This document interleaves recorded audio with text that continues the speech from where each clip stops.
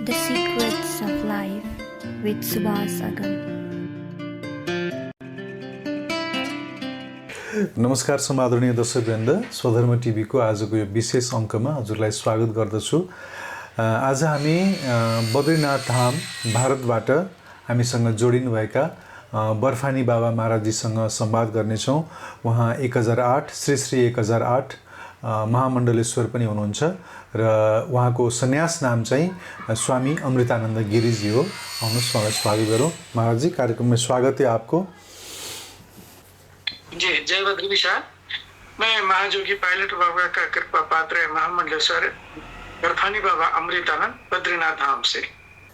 अच्छा, हमने शुरू में जब आपसे बात किया था तो हमको ये पता चला कि आप नेपाल में भी कुछ समय रुके हैं और आपके जो गुरुदेव हैं, वैसे तो आपका आध्यात्मिक यात्रा में बहुत से संत मिले होंगे, फिर भी हमने यही सुना कि आपका गुरुदेव पायलट बाबा जी महाराज हैं, वो भी महामंडलेश्वर ही थे और अभी अभी उनका शरीर छूट गया है। तो थोड़ा आपका आध्यात्मिक जो रुझान है वो कहाँ से शुरू हुआ, वहीं से हम बात शुरुआत में सुनना चाहेंगे कि आप मतलब एक अच्छा परिवार से आप बिलोंग करते हैं। आपका हमको पता है कि आपका जो पिताजी का देहांत हुआ था उससे आपको वैराग हुआ था, तो वहाँ से ही शुरू कीजिए कि मतलब मृत्यु तो घर के बाहर भी होता था, औरों का भी मृत्यु आपने देखा ही होगा घर में, जब आप एक एजेड लड़के हो चुके थे। तो आपका घर में जब ये घटना घटा उससे आपको वैराग हुआ है, हमने ये सुना है। इससे अच्छी तरह से बताइए कैसे वो आपके यहाँ आपके जहन में वो बैठा। आपका जिज्ञासा है कि जानने की इच्छुक है कि आपका वैराग्य कैसे हुआ और हिमालय में कैसे आए और कब से साधना कर रहे हैं। हम संक्षिप्त में बताना चाहते हैं कि जब हम अपने जन्मभूमि पे 10वीं तक पढ़ाई किया और हमारा जो आध्यात्मिकता लाइन में रुझान जो था वो शुरू से ही बचपन से ही था, क्योंकि जब हम पढ़ने भी जाते थे तब भी हम भगवान भोलेनाथ की आराधना, पूजा और ध्यान और नाम जप करते ही रहते थे और पढ़ने भी जाते थे, पढ़ाई भी करते थे। तो जब 7वां 8वां क्लास में था तो माता जी का देहांत हो गया। इसके बाद तभी सिलसिला जारी रहा पढ़ाई का, 10वीं तक पढ़ाई किया। फिर इसके बाद पता चला कि पिताजी एक्सपायर किए, तो हमारे मन में ऐसा धक्का लगा कि अब जब हमारे माता पिता नहीं रहे तो हम भी नहीं रहेंगे, क्योंकि मृत्यु लोक है, हमें भी एक दिन शरीर छोड़ना पड़ेगा। तो हमारे मन में ऐसा वैराग हुआ जो हम संसार को छोड़ करके वेस्ट बंगाल में मैकेनिकल इंजीनियर का काम किया और वहां से मैं हरिद्वार आया और 3 दिन तक के लगा मेरे को ट्रेन में। वहां 2 साल तक जो हरिद्वार में है भजन कीर्तन करता रहा। किसी संत के माध्यम से महाजोगी पायलट बाबा का सानिध्य प्राप्त हुआ और कृपा प्राप्त हुआ, उनसे दीक्षा हुई। अच्छा। 2003 में और 4 में संस्कार हुआ उज्जैन महाकुंभ में। जैसे संस्कार होने के बाद हम नैनीताल से सीधा हम बद्रीनाथ धाम आए और बद्रीनाथ धाम यहाँ आकर के और अपने यहाँ जैसे ही आए तो ऐसा सुनता था कि यहाँ के लोग जो कुछ हैं आर्मी में और ITBP वाले यहाँ रह करके और रहते हैं, ये ऐसे बर्फों में मैं सुनने को मिलता था, लेकिन देखने को नहीं मिला था। जब यहाँ आए तो पता चला कि यहाँ 6 महीना बंद रहता है कपाट बद्रीनाथ जी का और 6 महीना भक्तों के दर्शन के लिए खुला रहता है।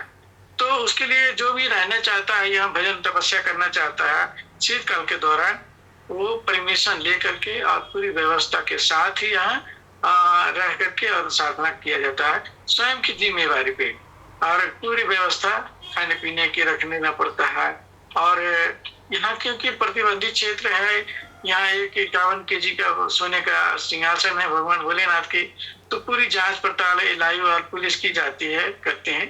इसके बाद ही अलाउड करती है रहने का। जब परमिशन अपने हाथ में है तभी आप रह करके यहाँ भजन कर सकते हैं, तपस्या कर सकते हैं। तो मैं कंटिन्यू 12 साल हर वर्ष जांच जाती थी और हर वर्ष अपनी पूरी व्यवस्था के साथ यहाँ रह करके और साधना करते रहते थे। बंद के दौरान चारों तरफ बर्फ ही बर्फ होते थे। हमने 20-20, 25-25 फुट बर्फ देखा है, -25 डिग्री तक के हमने देखा है। क्योंकि ये देवभूमि उत्तराखंड देवभूमि है और देवताओं की ये भूमि है, ऋषि मुनियों की ये भूमि है और संत महापुरुषों की ये तप स्थली है, जो यहाँ आकर के जो भी तपस्या करते हैं। यहाँ की जो माता है बद्रीनाथ जी के, बहुत बड़ी माता है। क्योंकि यहाँ जो ये तपस्या करते हैं, एक दिन एक माला आप जाप करेंगे और नीचे 10,000 माला जाप करेंगे, दोनों का महत्व बराबर होती है। इसलिए यहाँ दान पुण्य के हुआ, तपस्या के हुआ, भजन के हुआ 10,000 गुना का फल मिलता है। तो शीतकाल के दौरान हम कंटिन्यू अनवरत 12 साल कंटिन्यू रहे। इसलिए यहाँ रहने के कारण लोगों ने, यहाँ मीडिया वाले आते रहते थे, पत्रकार लोग, और संपर्क जब से हुआ तो उन्होंने बर्फानी बाबा के नाम से मेरे को नाम रख दिए।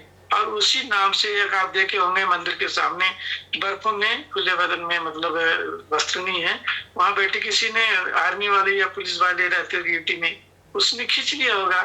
तो उसी वही फोटो से वही वायरल फोटो हो गया और उसी के नाम से चर्चित हो गया लोगों में कि बर्फानी बाबा रहते हैं। अच्छा। यहाँ इतना सालों से तपस्या करते हैं, 22 साल हो गया कंटिन्यू आज तक के तपस्या करते हुए। बहुत सुंदर। तो यहाँ जी।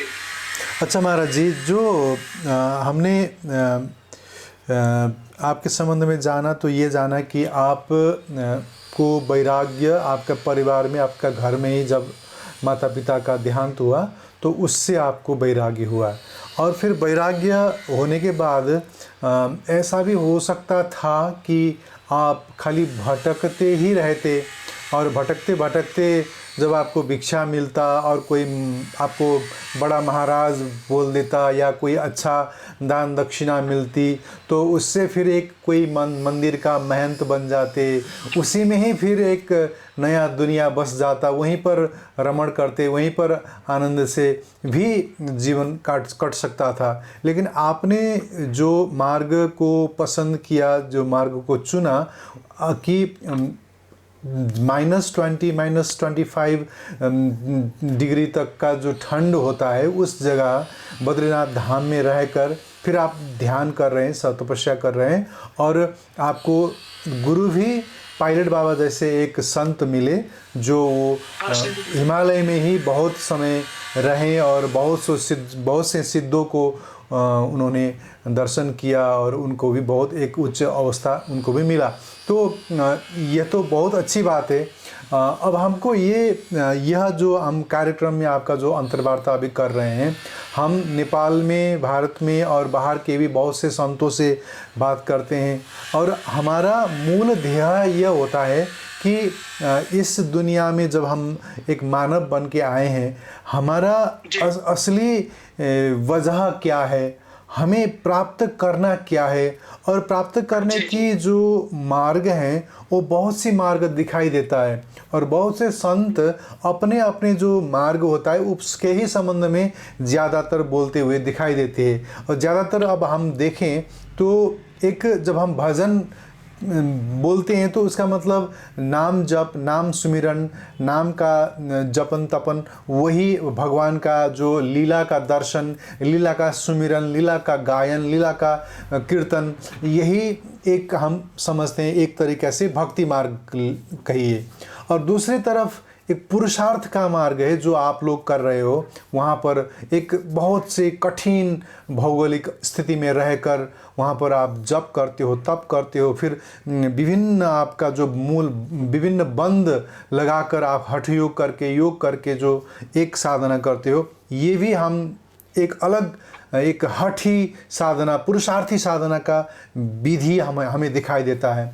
तो प्रश्न यह है कि आपके ही श्रीमुख से हमने ये भी सुना है कि हठ योग भी करो और लेकिन भजन भी करो, कीर्तन भी करो, नाम जप भी करो। फिर भी हम आपसे पूछना चाहेंगे, साधना की मार्ग में आप बार बार आपके मुखारविंद से सुना है कि ये कलियुग है, कलियुग में आप तप नहीं कर सकते। आपके मुखारविंद से ये भी सुना है, लेकिन आप वहीं पर तप भी कर रहे हो, हठ योग भी कर रहे हो, ध्यान भी कर रहे हो, मुद्राएं भी बंद भी लगा रहे हो। तो इसके संबंध में बताइए। हाँ, यही है कि देखिए, मार्ग तो बहुत सारे हैं, और जो वैराग्य है, वैराग्य का असली मार्ग हम अपने लक्ष्य को लेकर के चलेंगे। लक्ष्य को लेकर के मतलब हम अपने लक्ष्य को साध करके चलेंगे, और तपस्या करेंगे। योग मार्ग से या भक्ति मार्ग से, जो भी है, जैसा भी है, मार्ग तो अलग अलग है और अनंत अनेकों मार्ग हैं। भक्ति मार्ग है, योग मार्ग है, ध्यान मार्ग है ना। तो जो आपको रुचि, जिसे मतलब जैसा संस्कार होगा, पूर्व जन्मों का कर्म किया होगा, वह होगा, उसी में आप चले जाएंगे। तो हमारा देखिए, हम जोगी से मिले तो जोग मार्ग हम पकड़ लिए। पहले तो भक्ति मार्ग ही था, हम कीर्तन करते थे, बहुत अधिक कीर्तन करते थे, नाम जप करते थे, भगवान भोलेनाथ का ओम नमः शिवाय का जाप करते रहते थे। तो फिर जब हम जुड़े महाजोगी से, क्रिया करने वाले जोगी से, महाजोगी पायलट बाबा से, तो हम भी उस लाइन में आ गए। और आज भी प्राणायाम के माध्यम से हम आज प्राणायाम करते हैं, जाप करते हैं, गुरु मंत्र का जाप करते हैं। और सबसे बड़ी बात है, अंतिम लक्ष्य का जो लक्ष्य होना चाहिए, वो समाधि का है, स्वयं को पहचानने का, स्वयं को जानने का। चाहे भक्ति मार्ग तो सरल है, क्योंकि कलयुग में भक्ति मार्ग से जो जाता है वो सरलता से भगवान को प्राप्त कर लेता है, भगवान में मिल जाता है, भगवान के समान हो जाता है। और योग मार्ग से कलयुग में कठिन है, क्योंकि क्रियाओं को करते हुए कुंडलिनी को जागरण करके, अपनी शक्तियों को जागरण करके और खुद को पहचान करके परमात्मा के समान हो जाता है, परमात्मा को दर्शन करता है, खुद को दर्शन करता है, खुद को जान देता है। आत्म दर्शन को करते हैं, अपने स्वरूप को जान लिया मतलब पूर्ण हो गया। समाधि में जाकर के अपने आप को जान सकते हैं, देख सकते हैं, और लोकांतर में विचरण कर सकते हैं। तो ये योगी क्रियाएं हैं, जो एक साथ चक्र हैं, सातों चक्र जागृत होने के बाद वो चीजें एक एक चक्रों में शक्तियां, ये अष्ट सिद्धियां हैं, 9 निधियां हैं, जो जागृत होने से वो चीजें घटित होने लगता है। ये योग मार्ग है, सो कठिन है, बहुत ही कठिन है, और वही हमारा चल रहा है। ये ऐसे है कि क्रियाएं बहुत सारी हैं, मुद्राएं बहुत सारे बंद हैं, अनेक तरह के बंद हैं, अनेक क्रियाएं हैं, लेकिन हम सारा जिंदगी साधकों के लिए हम विशेष तरह के कहें कि सारा जिंदगी हम क्रियाओं को करते रह जाते हैं और कुछ नहीं मिलता है। हमारा लक्ष्य क्या होना चाहिए? हमारा जो है लक्ष्य एक जैसे जिस चीज को हमें प्राप्त करना है उसी चीज को प्राप्त करना है, चाहे जैसे भी हो। तो उसके लिए हमारा ध्यान, धारणा, समाधि, ये 3 चीजें मुख्य क्रिया है। आसन, प्राणायाम, ध्यान, धारणा, समाधि लास्ट है जी। तो हमें समाधि की अवस्था के जाने की अभ्यास करना चाहिए। बैठ करके 1 घंटा, 2 घंटा, 3 घंटा तक के, 4 घंटा तक के हम बैठने की अभ्यास करेंगे तो हमारा मन जो है स्वतः ही अंदर की ओर, उसके पहले प्राणायाम, भस्त्रिका और कपालभाति प्राणायाम कर लें, तभी आप मन जो है स्थिर होगा। मन इतना चंचल है, इतना चलायमान है कि आप 1 सेकंड में कहाँ चला जाएगा, बॉम्बे, दिल्ली, देश विदेश, उसको हम पकड़ नहीं पाएंगे। जब हम प्राणायाम करेंगे तो हमारा मन स्थिर हो जाएगा, इंद्रियां स्थिर हो जाएगी, तभी हमारा मन जो है आत्मा परमात्मा की तरफ बढ़ता है, शून्य अवस्था में जाता है, हमारा शरीर का भान नहीं रहता है। तो प्राणायाम की जरूरत में वो सहायक होता है।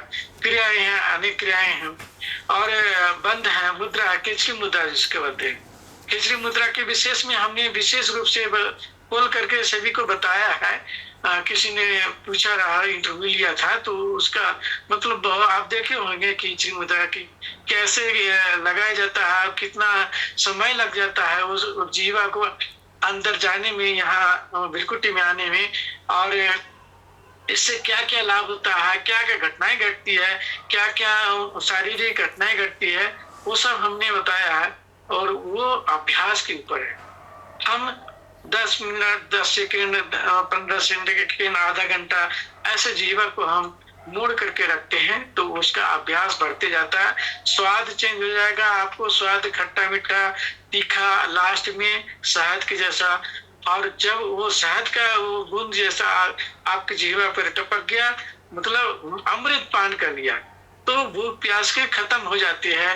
और खेचरी मतलब आकाशगम, खे मतलब आकाश, चरी मतलब चढ़ना, आकाश गमन करने वाला क्रिया है ये।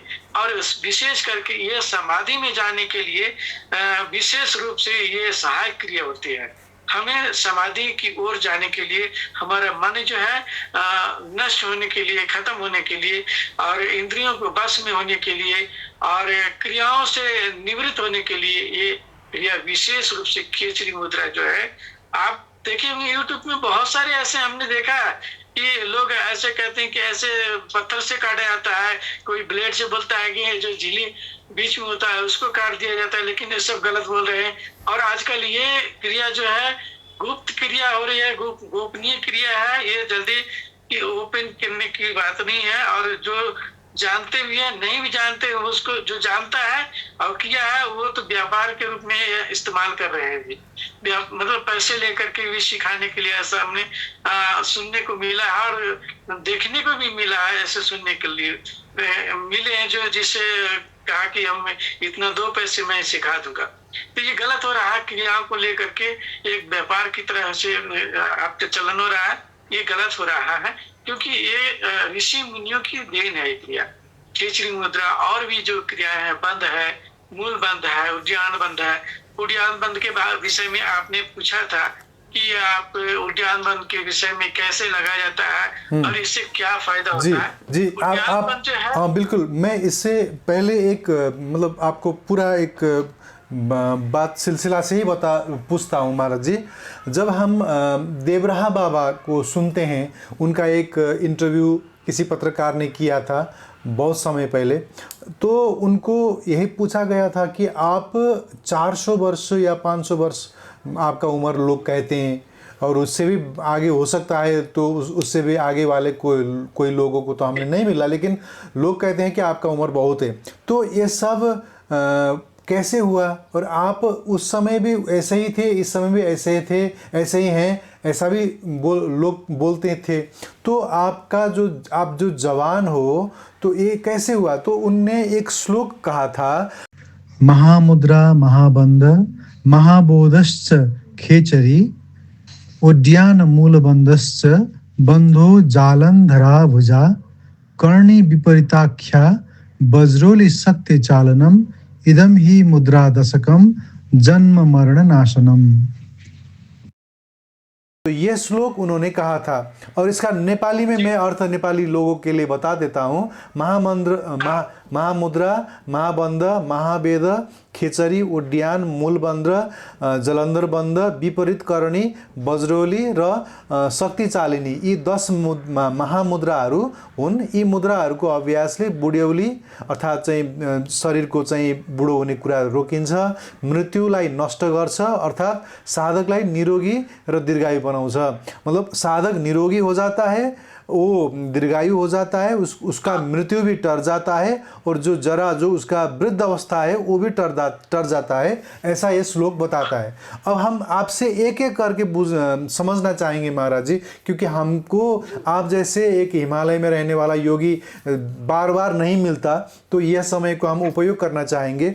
ये जो जितने भी मुद्राएं हैं इनके संबंध में बता दीजिए। और यह श्लोक जो योग हठयोग प्रदीपिका नामक ग्रंथ से लिया गया है, इस जो विभिन्न बंध और मुद्राओं का जो बात कहा गया है, एक एक करके हम समझते हैं। जैसे महामुद्रा कहा गया है, फिर महाबंध कहा गया है, फिर महावेद कहा गया है, फिर खेचरी है, उसके बाद उड्यान है, फिर मूलबंध है, फिर जलंधर बंध है, फिर विपरीत करणी है, फिर वज्रौली है, फिर शक्ति चालनी है। आराम से इसके संबंध में बता दीजिए।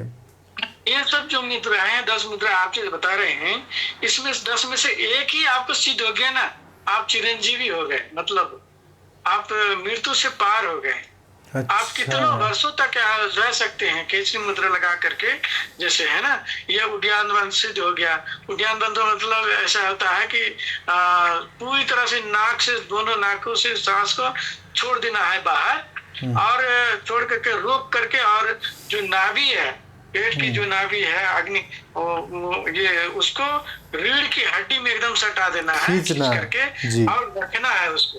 तो ये अग्नि अग्नि क्रिया जो है सार है, अग्नि सार इसको बोलते। अग्नि प्रज्वलित हो गया आपको, तो आपको मतलब ये चर्बी जो है गल जाएगी और आपका स्वास्थ्य जो है निरोगी हो जाएगा। आप कुछ भी खाएंगे आपको वो सब हजम हो जाएगा, सब हजम हो सकता है। तो ये एक क्रिया है। 10 क्रियाओं में आप एक क्रिया आपके जैसे खिचड़ी मुद्रा सिद्ध हो गया, तो आप जैसे अमृत पान हो गया, समझिए आपको मृत्यु जन्म मृत्यु से, जरा जन्म मृत्यु से आप पार हो गए। थोड़ा आराम से कहिए महाराज जी, तो एक एक करके समझते हैं। खिचड़ी के ही संबंध में आप जो कह रहे थे उसके संबंध में थोड़ा विस्तार से बता दीजिए। हम समझते हैं कि खिचड़ी मतलब जो हमारा जीव है, जीव को बस अंदर करना है और तालू से जोड़ना है। अब हम जैसे नए लोग तो उतना ही कर सकते हैं।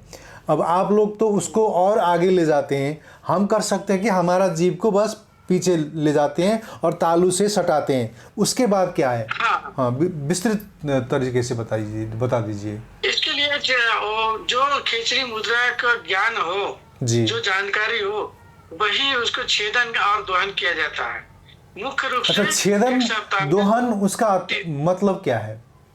छेदन मतलब तो काटना। छेदन मतलब जीवा को अग्रभाग, जीवा के जो बीच में एक झिल्ली होती है। हाँ, जीवा के नीचे नीचे हाँ, झिल्ली के बगल में, इस साइड में, हाँ, वो कट लगता है, ब्लेड से कट लगाते हैं, जो जानता हूँ।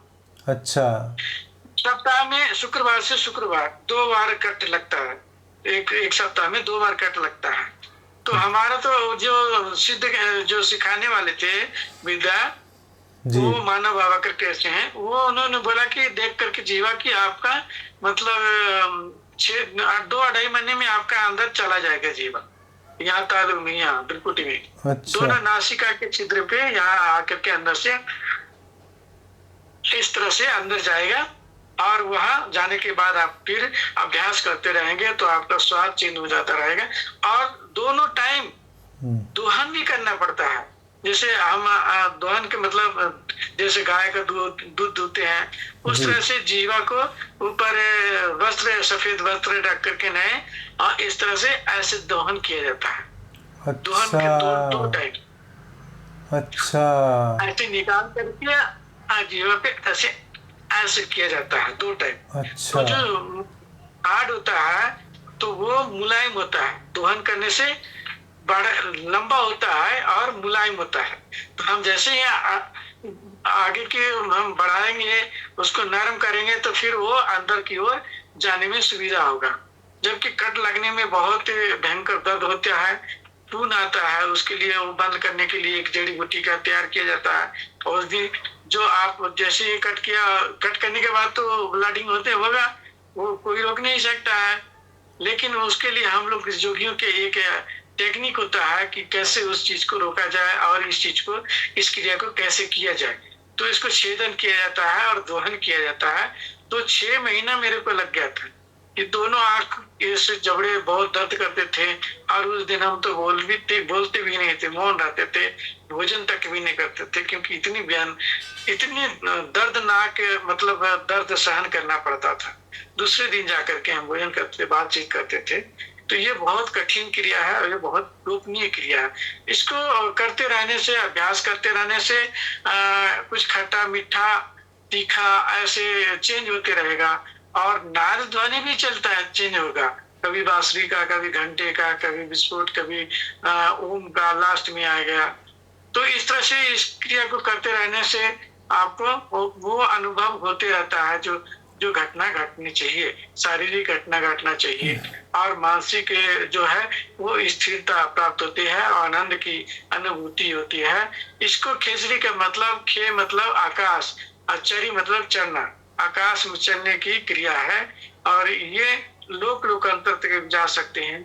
इस क्रिया को सिद्ध होने से भूख प्यास निद्रा तंद्रा सभी खत्म हो जाते हैं, और एक तरह से चिरंजीवी जैसा हो गया, आप एक तरह से अमर हो गए।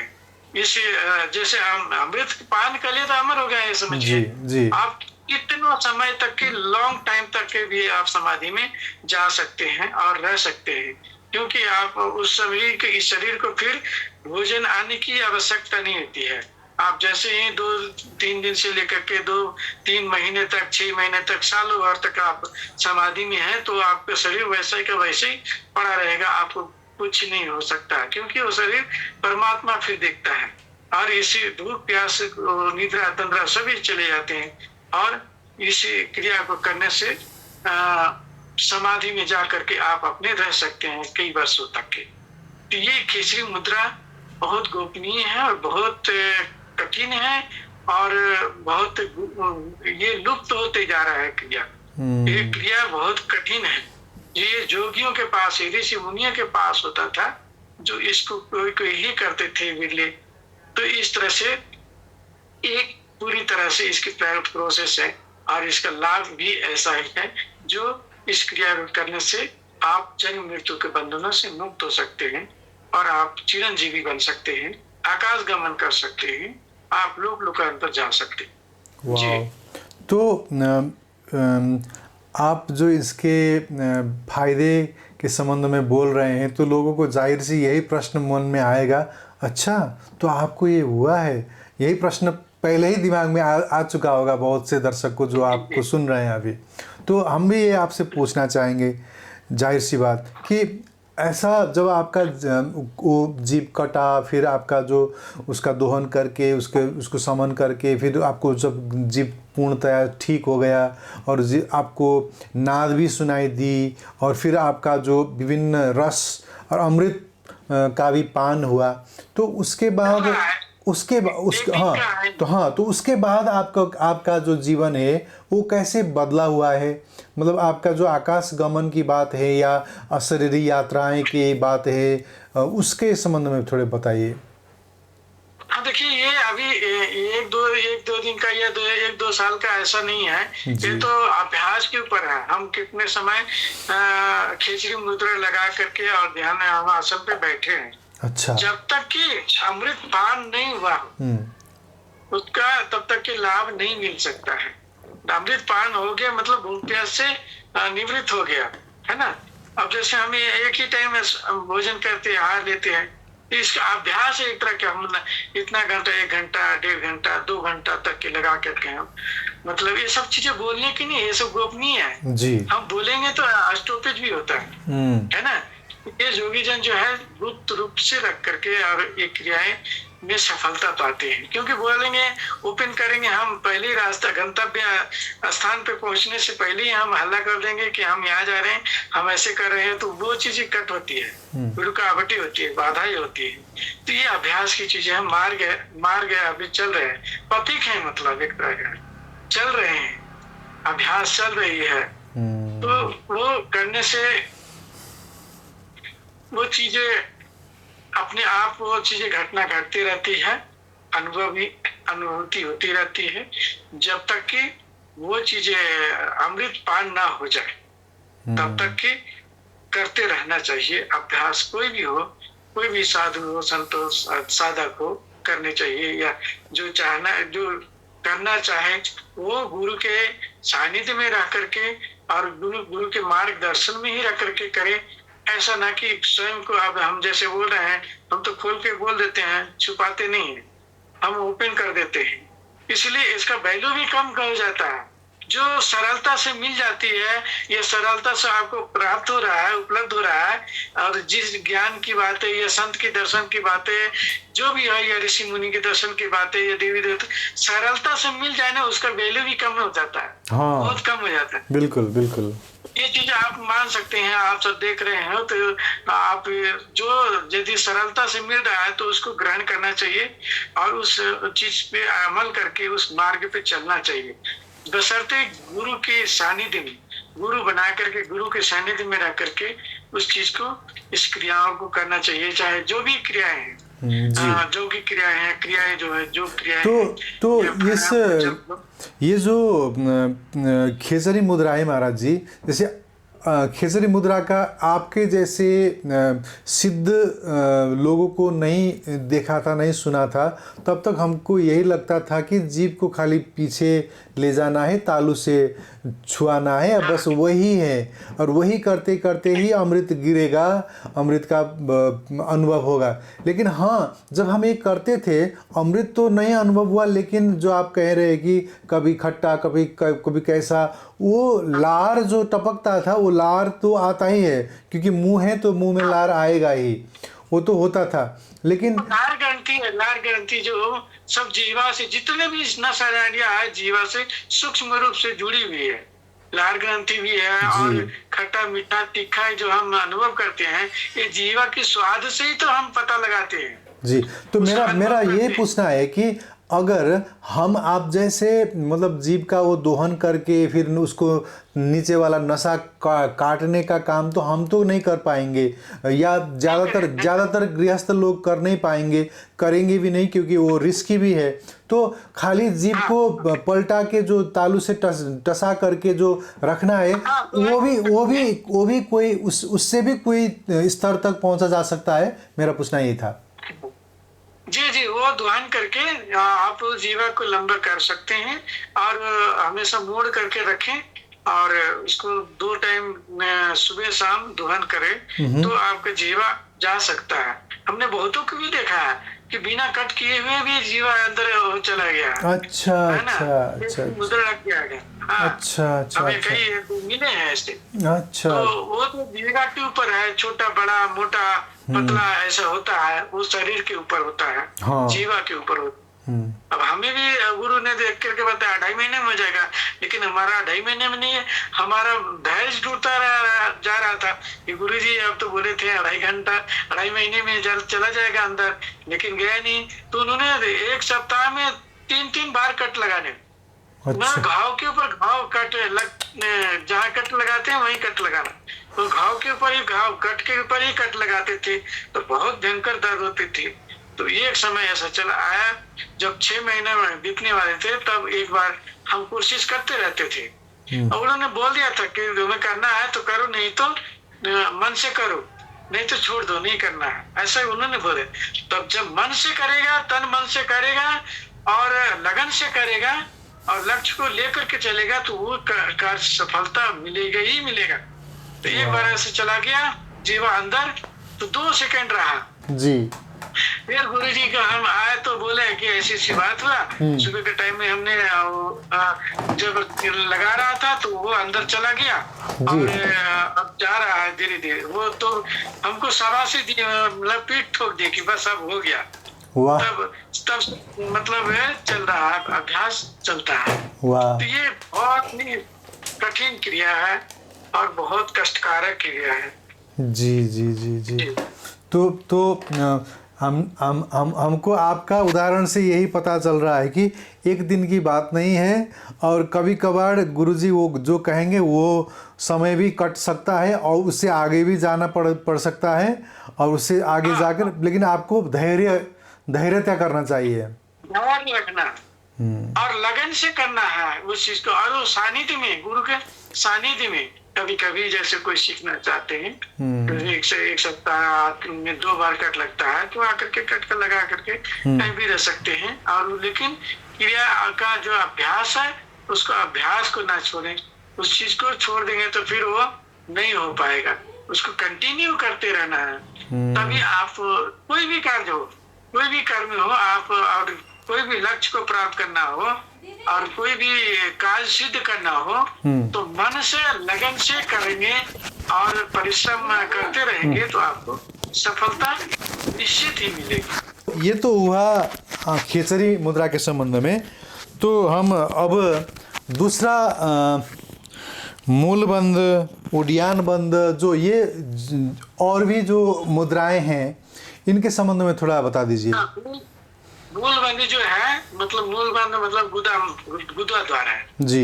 इसी माल हम लोग त्याग करते हैं जी। तो मूलबंध जो है उसको आकुंचन प्रसन्न करना, जैसे आश्रय छोड़ता है। हाँ जी, घोड़ा जो खींचता है, आकुंचन, हाँ, खींचना छोड़ना हो, मूल बंध है, जैसे हम प्राणायाम करके भी कर सकते हैं और सांस को बाहर छोड़ करके और कुंभक भी लगा सकते हैं, और मूल को ऊपर खींच करके मतलब, और मूल बंध, उद्यान बंध वो खींच करके, और जलंधर बंध, उन्हें गला के जो जालंधर इसको बोलते हैं, इसको त्रिबंध बोलते हैं जी।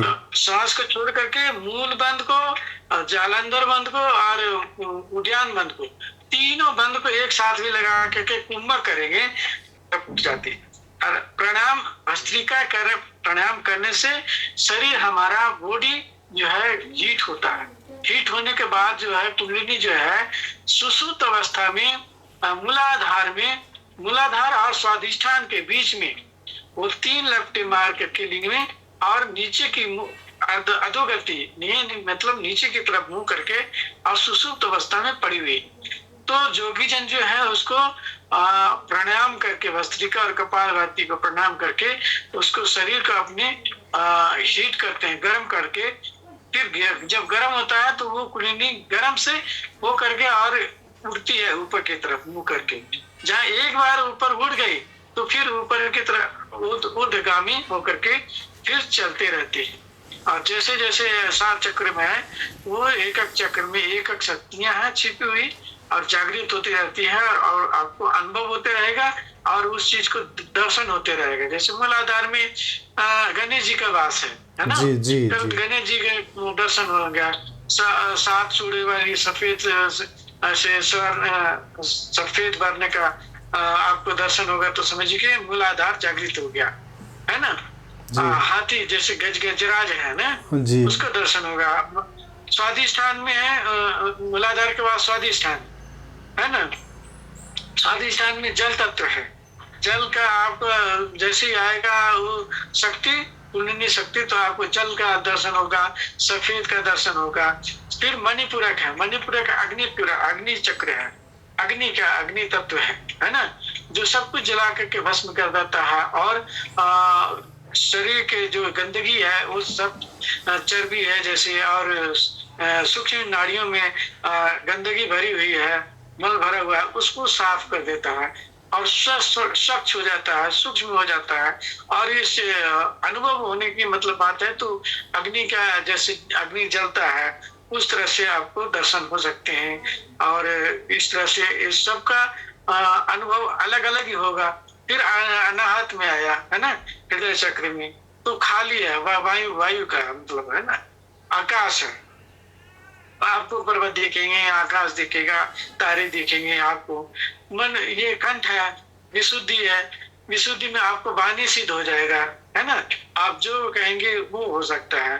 फिर आज्ञा चक्र है, आज्ञा चक्र पे आप आए और आपका आज्ञा चक्र जागृत हो गया तो आप तीनों लोग को देख सकते हैं, सूक्ष्म से लेकर के भौतिक से ले, इसे आपके भविष्य, भूत, वर्तमान सभी जान सकते हैं आप, सब कुछ आपको ज्ञान हो सकता है। और सहस्त्रार्थ, लास्ट में जब सहस्त्रार्थ मिल जब जाती है तो सुषुम्ना नाड़ी से होते हैं, तो वो सहस्त्रार्थ मतलब हजारों दल वाले कमल है। इसके 7 चक्र में भी अलग अलग दल हैं, द्विदल है, त्रिदल है, 4 दल है, ऐसे 6 दल है, सब अलग अलग दल होते हैं। और सहस्त्रार्थ में जब आते हैं तो सहस्त्र दल होते हैं, और वही मतलब पूर्ण हो गया, परमात्मा हो गया। मतलब आप जो चाहेंगे वह कर सकते, आप पढ़ाई करना चाहेंगे तो पढ़ाई हो जाएगा, आप सृष्टि को रचना करेंगे तो सृष्टि रच सकते हैं। तो इस तरह से ये जो शक्तियां हैं सुसुप्त अवस्था में सोई हुई है। जो योगी जन, जो सिद्ध महापुरुष होते, जो संत महात्मा होते, जो के मार्ग से आ रहे हैं या भक्ति के मार्ग से आ रहे हैं, तो वो चीज जागृत करते हैं और उस चीज को प्राप्त कर लेते हैं, और समाधि में हमेशा जाग करके रहते हैं, आनंदित, और लोक परलोक में जाकर के विचरण करते हैं और सब कुछ देख सकते हैं। कौन सा ऋषि हिमालय में, कौन सा देवी देवता कौन सा स्थान पे है, विराजमान है और रहते हैं, निवास कर रहे हैं, वो सब आपको आज्ञा चक्र से ही पता चल जाता है जब जागृत होता है। तो यहाँ हिमालय में एक से एक सिद्ध ऋषि मुनि आज भी है, जो कल्प ग्राम के नाम से जाना जाता है। यही हिमालय बद्रिका आश्रम में जो माना से कई किलोमीटर मुचकुंद गुफा से होते हुए आगे की ओर सरस्वती नदी के किनारे सिद्धों का ही वास है, मतलब वहाँ और उसका उसका नाम ज्ञानगंज भी बोलते हैं ना महाराज जी? जी उसको ज्ञानगंज भी कहते हैं ना? हाँ, ज्ञानगंज भी कहते हैं, जो सिद्धों का गांव ही है मतलब।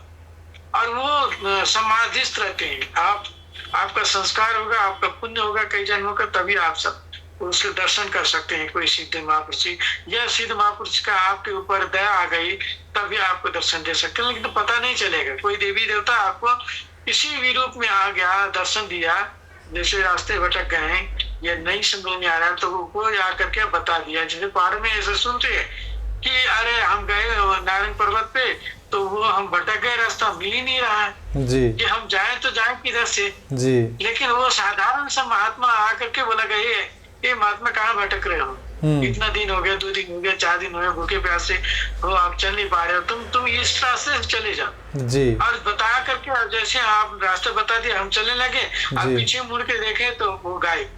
अच्छा, कहाँ गया?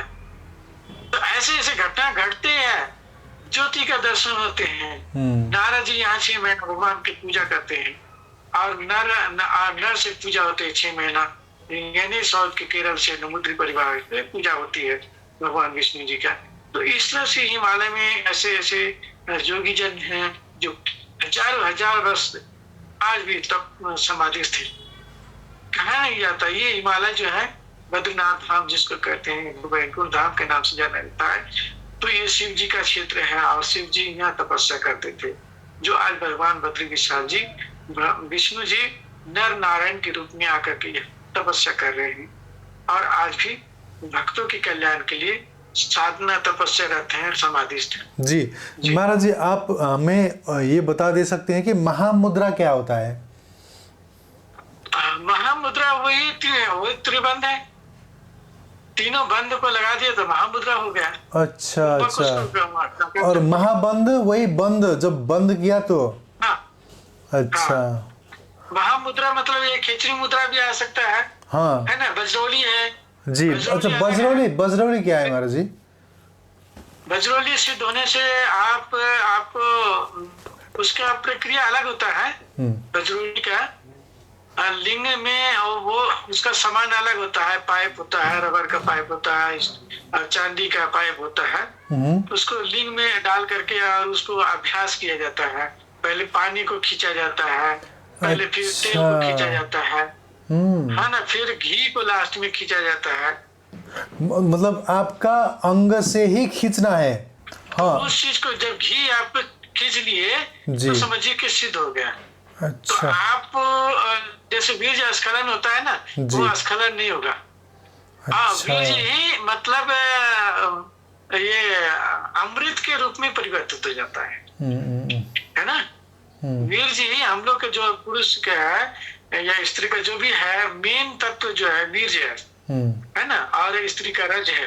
तो वीर्य जो है ऊर्ध्वगामी हो गया, हम वीर्य को स्खलन नहीं हो गया हुआ, तो वो वीर्य अमृत के रूप में परिवर्तित होके हमारा पूरा शरीर निरोगी हो गया और रोग दोष से निवृत्त हो गया और चिरंजीवी हो गया मतलब। तो जिसको बजरौली क्रिया सिद्ध हो जाएगा और वो कितना भी हजारों स्त्री को यदि भोग करेगा उसका वीर्य स्खलन नहीं होगा, वो स्त्री खत्म हो जा सकती है, मर सकती है पतली होकर के, उसका रज भी खींच सकते हैं योनि से।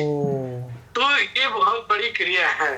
आपने 10 क्रियाएं जैसे बोले हैं, तो 10 क्रिया में एक क्रिया यदि आप खिचड़ी मुद्रा हो, वज्रोली हो, मूल बंध हो, ये सब महाबंध हो, त्रिबंध हो, कुंभक हो, ये सब सिद्ध हो गया तो आपका मतलब जीवन सार्थक हो गया, आप सिद्ध हो गए। आपका जो शरीर है कायाकल्प के लिए मतलब, है ना। ये खिचड़ी मतलब वज्रोली क्रिया से, ये सब बहुत कठिन क्रिया है, बहुत गोपनीय क्रिया है। जी जी। तो बहुत धन्यवाद, आपने ये जो मुद्रा के संबंध में विशेष करके बता दिया। और हम थोड़ा आपके जो गुरुदेव हैं पायलट बाबा, उनके संबंध में थोड़ा समझना चाहेंगे। फिर लेकिन उससे पहले एक बात बता दीजिए कि जो आपका आध्यात्मिक यात्रा है उसमें आप ये भी कह रहे थे कि मुझे आप शिव अंश अवतार भी समझ सकते हैं, ऐसा किसी को आपने बताया है। तो लोग में ये एक जहन में बैठा हुआ है कि भगवान शिव अगर कुछ करना चाहते हैं तो उनका संकल्प से ही सब हो जाता है। फिर भी अंश अवतार के संबंध में हम यही समझते हैं कि जो हनुमान जी थे, हनुमान जी भी शिव अंश अवतार माने जाते हैं। लेकिन अब आपने भी जो कह दिया तो इससे मतलब एक दुविधा हो जाता है हमारे मन में कि वैसे तो चराचर में जो भी हम सब जो भी हैं, सब में भगवान का कुछ अंश हम चराचर में हर एक वस्तु में है। तो वैसे तो कहा जाए तो हाँ, हम सब में उसका उनका अंश है। फिर भी जब आप अपने आप को अंश अवतार बता रहे हैं तो उसमें कोई तो बात होगी, थोड़ा उसके संबंध में थोड़ा बताइए पहले। बिल्कुल, ये चीजें जो हमने बताया है, ये देखिए जुगों जुगों से हमारा और शिव का नाता है प्राचीन। एक नाता है, हम मतलब नाटक करने का मतलब है एक जुड़ाव है, प्रारब्ध है, लगाव है। हम भजन किए हैं, तपस्या किए हैं, साधना किए हैं, जो भी है हम शिव के प्रति समर्पित भाव जी, तन मन धन से मतलब है पूरे शरीर उनके समर्पित भाव से हम साधना करते हैं, उनको हम भजन करते हैं, उनका मूल मंत्र का जाप करते हैं, ओम नमः शिवाय का जाप करते हैं। तो हमारा एक कई जन्मों का लगाव और संजोग और जुड़ाव है, जो हम शिव जी के प्रति हमारा जो भाव है, हमारा जो लगाव है, हमारा जो जुड़ाव है, वो एक जन्मों का नहीं है प्रारब्ध, कई जन्मों का जो लगाव होता है, जुड़ाव होता है। तपस्या किए होंगे हम, और उनकी शिव का मतलब हम भेद नहीं है, हम शिव ही थे समझिए कि हम अपनी शक्तियों को खो गए, हम अपने जो सामर्थ्य है, सिद्धियां है, शक्तियां को वो सूक्ष्म में पड़ी है, और वही चीज हम भगवान को भज करके, शिव को तपस्या करके, शिव को प्रसन्न करने के लिए हम नाम जप करते हैं, तपस्या करते हैं, भजन करते हैं, तो वो चीजें जागृत अपने आप होती है। तो वही चीज है, हम अलग नहीं है, शिव अलग नहीं है, मैं अलग नहीं हूँ, एक ही है। लेकिन हम उस चीज माया के, परमात्मा परम पिता परमात्मा की माया के आवरण के कारण हम उस चीज को, स्मृति को खो गए हैं। हम अपने को जान नहीं पा रहे हैं, हम अपने को खो गए हैं। खो कैसे गए हैं? हम माया में, मैंने माया की पर्दा, जिस तरह से एक कांच के ऊपर पर्दा धूल की हो जाती है और हम अपने चेहरे को नहीं देख पाते हैं, तो वो जब हम तभी दिखेगा जब उस चीज को, उस दर्पण को हम साफ करेंगे, अच्छे तरह से साफ करेंगे, और जब देखेंगे तो बोला कि हम तो, अरे हमारे तो यही चेहरा, हमारा तो मूल स्वरूप यही है, हमारा ऐसा चेहरा है, हम शिव ही है, हम और कोई यही नहीं है, हम हमारे सिवा और कोई है ही नहीं है। वही है जो परमपिता परमात्मा है, जो शिव है, जो ब्रह्मा है, जो विष्णु है, वही है।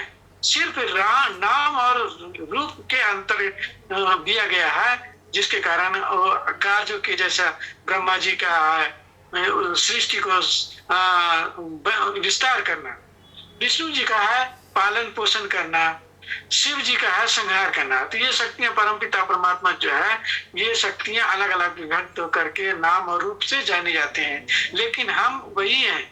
जब हम शिव को भजते भजते और शिव मय हो गया, शिव ही जैसा हो गया, तो फिर वहां सब कुछ खत्म हो गया। मैं ही मैं रह गया, मैं वही हूँ, मैं फिर नहीं रह गया, फिर वही हूँ जो शिव है, जो ब्रह्मा है, जो विष्णु, जो परमपिता परमात्मा है।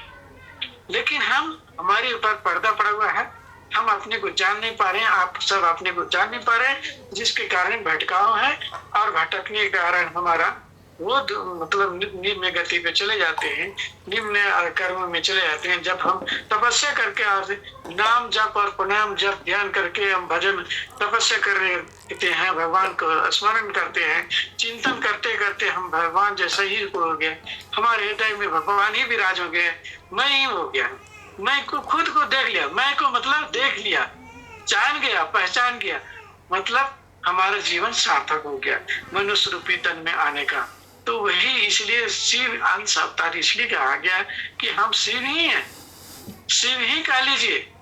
लेकिन हम अपनी शक्तियों को से अपने कर्मों से हम उतना तक नहीं पहुंच पा रहे हैं, उस लेवल तक हम नहीं पहुंच पा रहे हैं, हम उस चीज को हम जान नहीं पा रहे हैं, हम क्या हैं, हम कौन हैं, हमारा स्वरूप क्या है, हम किस लिए आए हैं पृथ्वी पे, और क्या करना है जो हमारा जीवन को उद्धार होगा और इस जन्म मृत्यु के बंधनों से मुक्त हो जाए। वही चीज जान लिया और पहचान लिया, हम अपने को जान गए, अपने मूल रूप को पहचान गए कि वही हूँ, मैं शिव हूँ, तो हमारा जीवन सार्थक हो जाता है।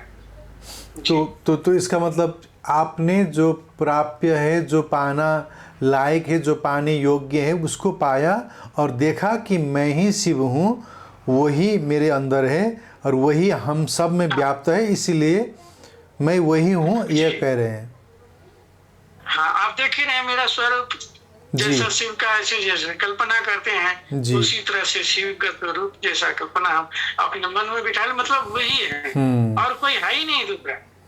अपने को जान गए, अपने को पहचान गए कि मैं ही शिव हूँ, समझिए हमारा जीवन धन्य हो गया। हम समुद्र सागर से पार हो गए। अपने को जानना पहचानना चाहिए, हम सबको जानना पहचानना चाहिए कि क्या है, हम किस लिए आए और हमारा हम क्या कर्म करें, कैसा कर्म करें जो हम शिव के जैसा ही हो जाए, परमात्मा के जैसा ही हो जाए, परमात्मा में ही विलीन हो जाए, परमात्मा को दर्शन ही कर लें और खुद को जान लिया, आत्मा का परमात्मा को जान लिया, वही हमारा जीवन सार्थक हो जाता है।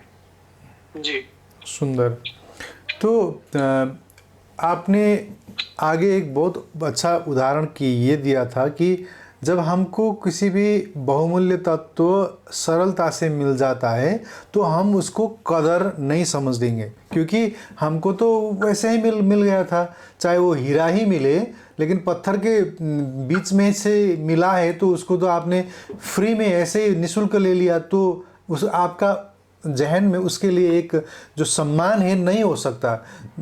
अगर आपका पूरा जीवन भर का कमाई आप उसको ख़त्म करके एक दुकान से पूरा सब पैसा सौदा करके चुका कर एक हीरा लेंगे, तब उसका आप मूल्य समझेंगे।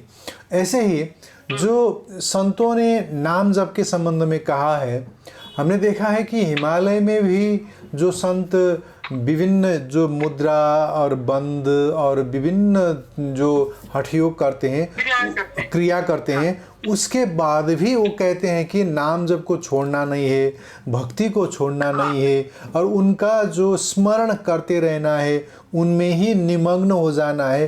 तो जो तो जो ये नाम जप के जो संबंध में आजकल आपको भी पता है कि प्रेमानंद बाबा जी जब बोलने लगे तो सारा दुनिया भर में एक तरंग सा फैल गया कि हाँ, नाम जप के संबंध में सब बोल रहे हैं। अब तो सब बोल रहे हैं क्योंकि प्रेमानंद बाबा ने उसको एक किस्म से स्थापित कर दिया।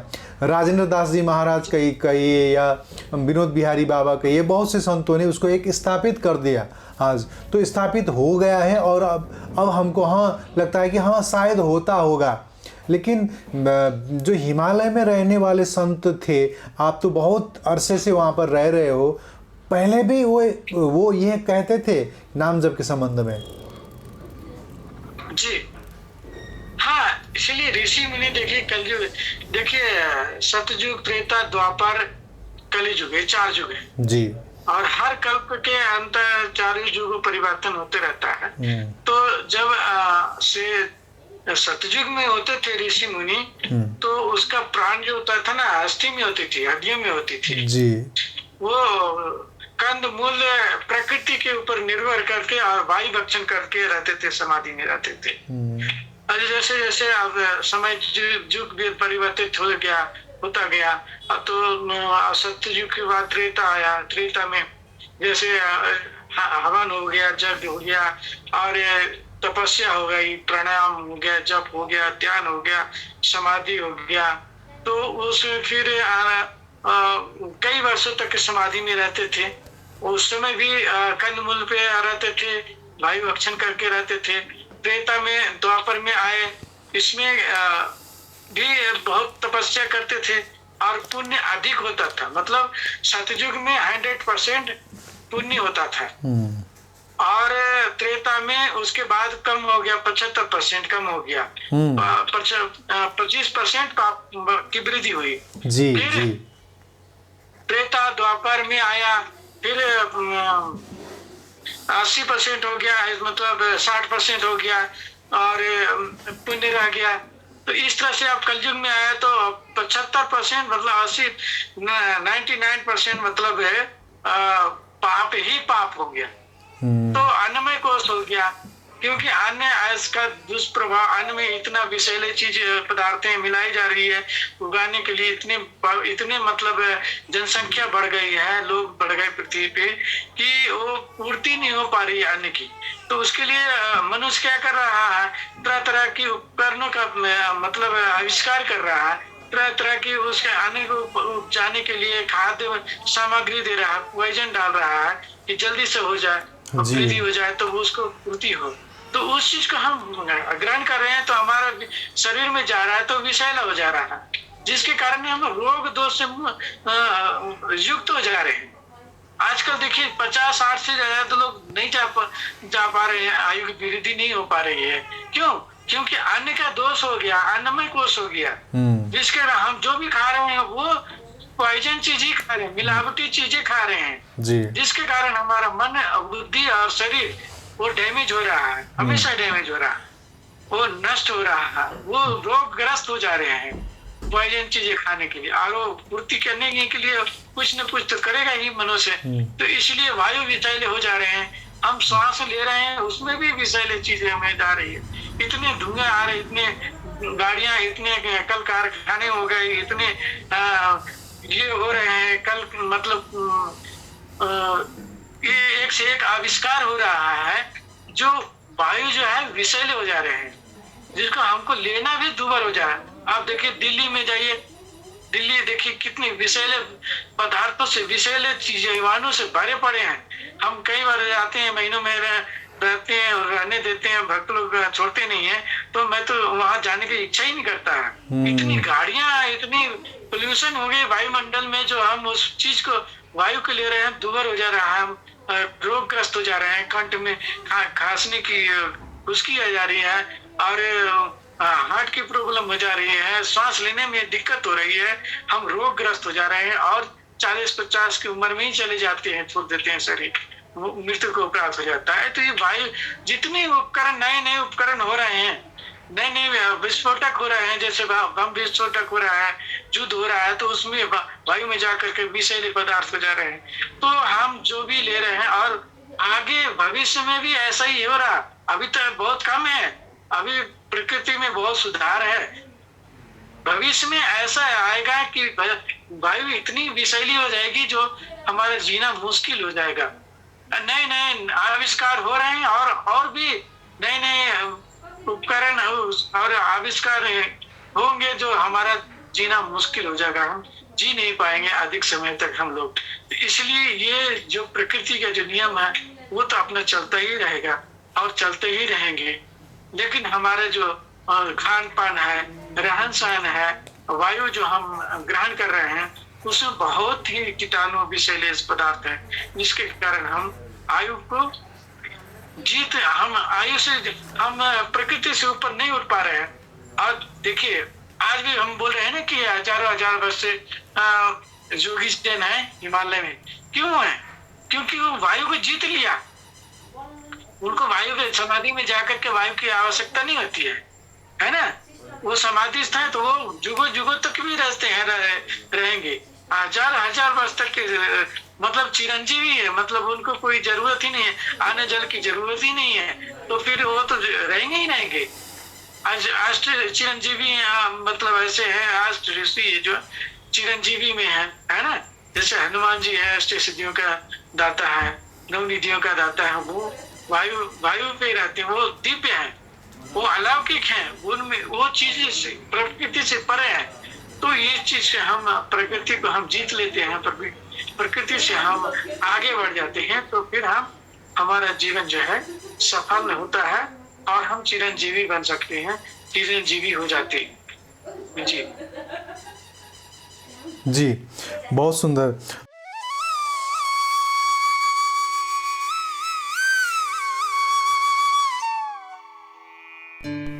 The Secrets of Life with Subhas Agam.